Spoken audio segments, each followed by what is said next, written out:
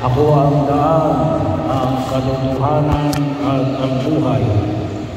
Walang makapupunta sa Ama kundi sa pamamagitan ko.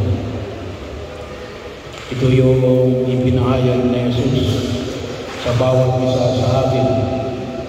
So bahagi yun ng pagkilos na nawa ay higing ating pakinabangan ang biyaya ng pagliligtas ng Diyos. So alam natin sa pamamagitan din ng mga sakramento, ipinagkakaroon sa atin kung may kapalagayang mga biyaya at pagpapala na nagsisimula sa sakramento ng binyag, ang ating pagtanggap kay Jesus. Bahagi po rito, sabi nga ho natin, no? At sana ay mapagtibay natin, no? Sa arin ay yung pagapahin ng langis sa mga may sakit ay nawa pakinabangan natin, lalong-lalo na kapag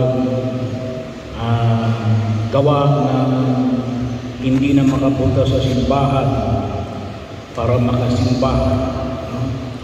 So, pwede na tayo magapahin ng langis sa mga may sakit. Isang pamamaraan, kasi hindi lang naman binyag ang tinatawag natin itong sakramento. Binyag, unang komunyon o banal na Eucharistia, kumpil, ang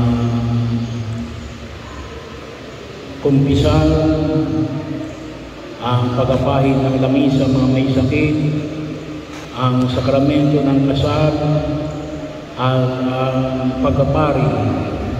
So ito yung pitong sakramento. Hindi naman lahat, hindi naman pwede kayong lahat ay maging pari. Hindi naman lahat ay pwede mag-asawa. Pero yung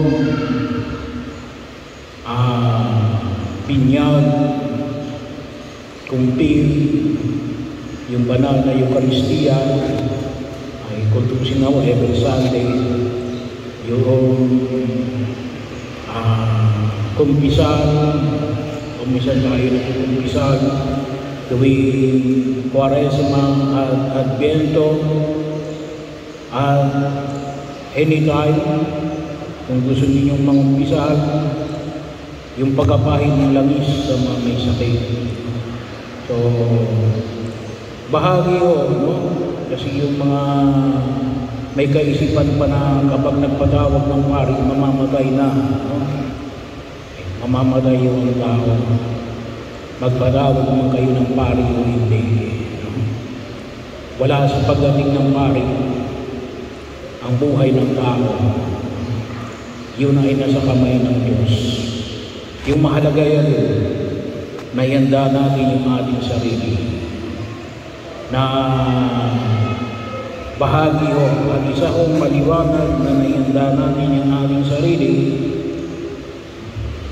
ay pagdating ng kamatayan bilang mananampalatayang Kristiyanong Katoliko ay alin yung pagkapahin ng langis sa mga may sakit. So yun po nawa ang isa sa mga bahagi rin ng pagkilos nawa ay higit natin makanabangan. Kasi yun ang sinasabi natin, ako ang daan, ang katotohanan, at ang buhay, sabi ng Panginoon.